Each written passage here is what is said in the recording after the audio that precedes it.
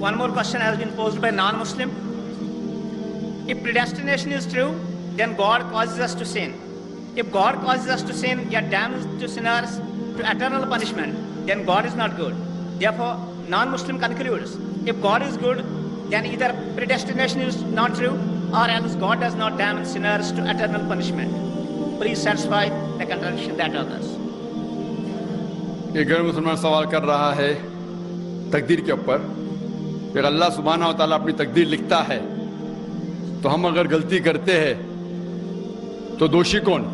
اللہ سبحانہ و تعالیٰ. اگر میں تقدیر میں لکھا ہے کہ ہم خون کریں گے اور ہم آدمی کا خون کر لیتے تو کون ذمہ دار؟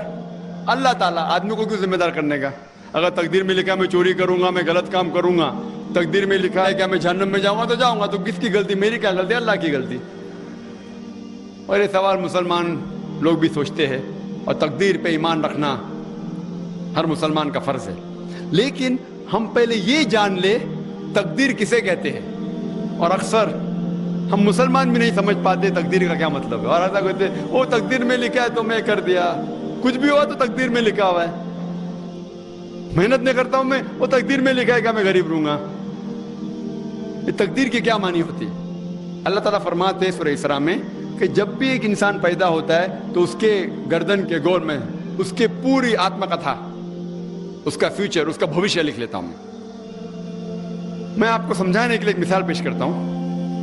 مثال کے طور پہ اگر ایک کلاس کے اندر ایک ٹیچر کلاس میں پڑھاتا ہے اور ایگزامینیشن کے پہلے کہتا ہے کہ یہ اسٹوڈنٹ پورے کلاس میں نمبر 1 آئیں گا، اول آئیں گا، یہ اسٹوڈنٹ سیکنڈ کلاس سے پاس ہوئیں گا، وہ اسٹوڈنٹ فیل ہو جائیں گا.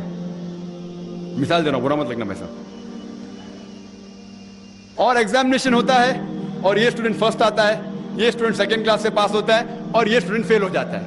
میں آپ سے یہ سوال پوچھتا ہوں کہ جو طالب فیل ہو گیا، کیا وہ کہہ سکتا ہے کہ کیونکہ ٹیچر نے کہا میں فیل ہوں گا اس لیے فیل ہو گیا؟ کہہ سکتا ہے کہ نہیں کہہ سکتا. کیوں؟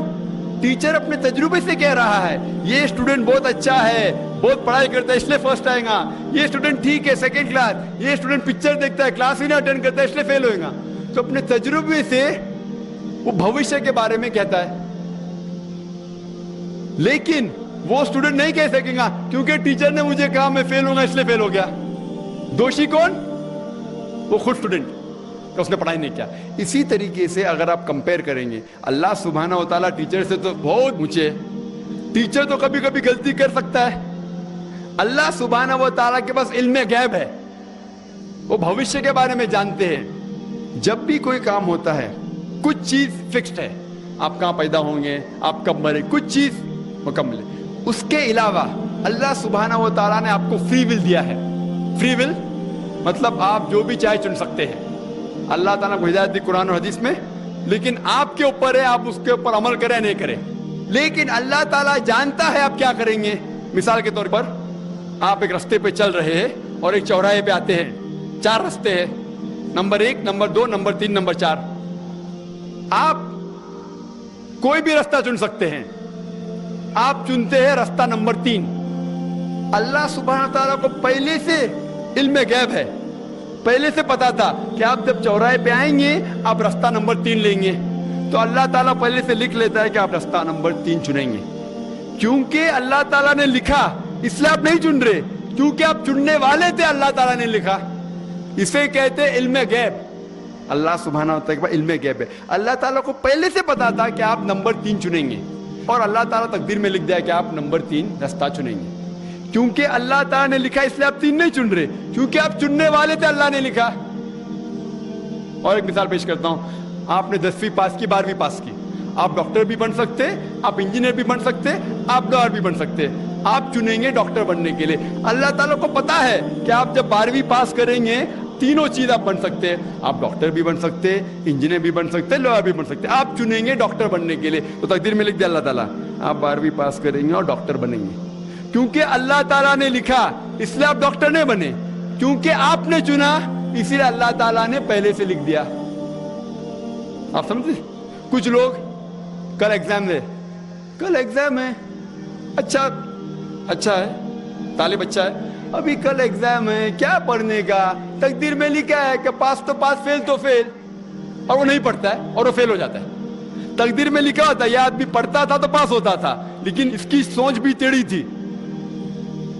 अल्लाह ताला ने लिखा है तकदीर में ये शख्स अगर पढ़ता था पास होता था, लेकिन उसने सोचा क्या पढ़ूं मैं, तकदीर में लिखा नहीं पढ़ता फेल हो जाता है। तो दोषी कौन, अल्लाह या वो खुद। तकदीर में भी लिखा है वो पास हो सकता था लेकिन वो नहीं पढ़ता इसलिए फेल हो गया, फेल हो गया। फिर बोलेगा देखो तकदीर को तो मैं टाल नहीं सकता हूं। इसीलिए वो कहावत है, अल्लामा इकबाल ने कहा है, खुद ही को अगर इतना बुलंद किया तकदीर के पहले खुदा अपने बंदे से खुद पूछे बता दे रजा क्या है। और हदीस में आता है कि दुआ तकदीर को बदल सकती है। मिसाल के तौर पे अगर आप जाते एग्जामिनेशन में और आपका पेपर अच्छा नहीं जाता और आप जानते कि आप फेल होंगे, आप घर पे आते और दुआ करते अल्लाह ताला से, या अल्लाह सुब्हानहू व तआला मैंने पेपर में अच्छा नहीं किया मुझे पास कर ले। अल्लाह ताला आपकी दुआ को कबूल कर लेता और पास कर लेता। तकदीर में ये लिखा है कि आपने पेपर अच्छा नहीं किए, आप फेल होने वाले रहते, लेकिन आपने दुआ की। अल्लाह ताला को ये भी पता है कि आप दुआ करने वाले कि नहीं करने वाले, और तकदीर में ये भी लिखा है कि अल्लाह ताला आपकी दुआ को कबूल करेंगे। अल्लाह ताला भी जानता है अगर आप 100 साल बाद कोई शख्स दुआ करेगा, वो भी जानता है अल्लाह ताला वो दुआ कबूल करेगा कि नहीं, वो भी तकदीर में लिखा हुआ है। तो इसीलिए हमें हर रोज दुआ करना चाहिए, हर वक्त दुआ करना चाहिए। दुआ तकदीर को बदल सकती, मतलब जो आपकी पहली होने वाला था उसको बदल सकती, लेकिन वो भी तकदीर में लिखा है कि आप दुआ करने वाले, और वो भी लिखा है कि अल्लाह ताला दुआ को कबूल करेंगे कि नहीं। तो तकदीर में लिखा है कि आप फेल होने वाले थे, आप घर पे आते हैं, दुआ करेंगे, अल्लाह ने दुआ को कबूल किया और आप पास हो जाएंगे। तो इसीलिए हम मुसलमान को अल्लाह पे भरोसा रखना चाहिए, लेकिन अल्लाह के रसूल ने फरमाया अल्लाह पे भरोसा रखो लेकिन ऊंट को बांधो।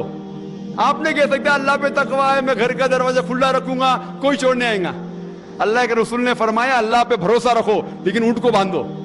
तो अल्लाह पे पूरा भरोसा होना चाहिए, लेकिन आप खुद मेहनत करना चाहिए, आप खुद जिहाद करना चाहिए, आपको खुद कुरान पे अमल करना चाहिए। आप कहेंगे अभी तकदीर में लिखा हुआ है मैं चोरी करूंगा तो आप काम ही नहीं करेंगे और चोरी करेंगे और बोलेंगे तकदीर में लिखा है, आपकी गलती है अल्लाह ताला की नहीं। तो आपको हर वक्त जिद्दोजहद करना चाहिए अच्छे काम के लिए।